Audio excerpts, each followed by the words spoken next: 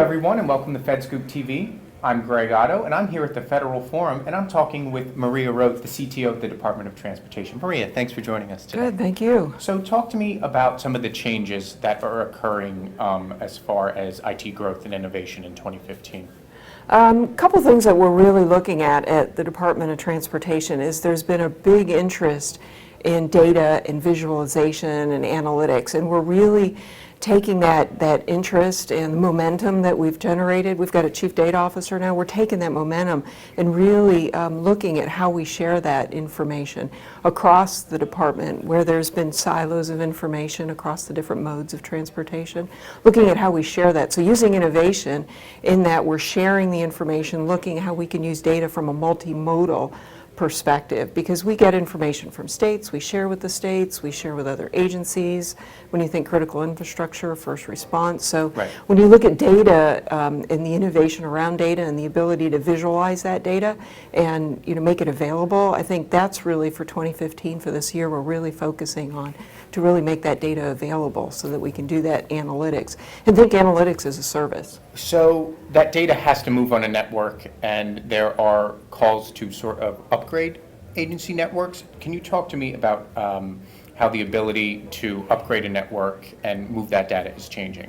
Yeah, and I think having a good handle on what your network looks like today, I'm working with the data folks and really looking at hybrid solutions. Okay. And when you look at hybrid cloud solutions, you've got data moving outside of your traditional perimeter within an agency. So, think of the cloud, it could be an extension of your network, and all of a sudden you've got data that perhaps is moving outside into the cloud and back and forth as users query it.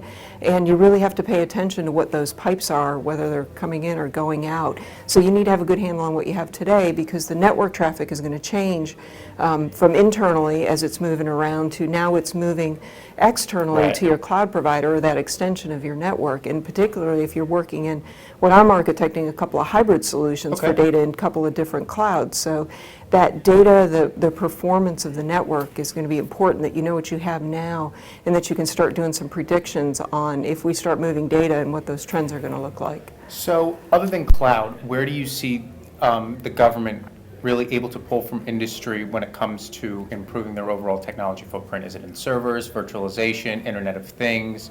I know the Internet of Things is a big topic at the Department of Transportation. Yeah, around the Internet of Things, we've got a lot of research and development going on around connected vehicles, and not just connected vehicles. Think smart cities, connected cities, because it's not just about vehicles talking to each other. When you get into automated and autonomous vehicles, it's vehicle-to-vehicle connectivity, vehicle to lights, the lights in the intersection. So if you think about all the things that could potentially have sensors, and not only that, think about just I'm going to say that again, the connectivity between the vehicles, and how do you make that available to even a driver who's in a driver today? How do you make it available that the bridge a mile out is out and that you need to make a detour? So there's immediate data, there's connectivity, there's a lot of aspects to it. So on top of the technology, what needs to change as far as federal IT planning and acquisition to really break the status quo?